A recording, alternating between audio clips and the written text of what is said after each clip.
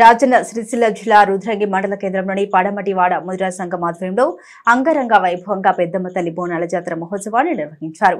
ఇంటికో బోనం చొప్పున 110 మంది మహిళలు బోనం ఎత్తుకుని పెద్దమ్మ తల్లికి మొక్కులు చెల్లించుకున్నారు. బైండ్ల కళాకారుల నృత్యాలతో బోనాలు ఊరేగింపుగా ఆలయానికి తరలి వెళ్లాయి. ఇట్టి బోనాల పండుగ కార్యక్రమంలో ప్రభుత్వ విప్ ఎమ్మెల్యే ఆది శ్రీనివాస్ పాల్గొని ప్రత్యేక పూజలు చేసి పెద్దమ్మ తల్లి ఆశీస్సులు తీసుకున్నారు. ఈ సందర్భంగా వారు మాట్లాడుతూ ముదిరాజ్ కులస్తుల ఆరాధ్య దైవం అయినటువంటి పెద్దమ్మ తల్లికి బోనాలను సమర్పించి మొక్కులు చెల్లించుకున్నారు. ముదిరాజ్ కులస్తులకు శుభాకాంక్షలు తెలిపారు.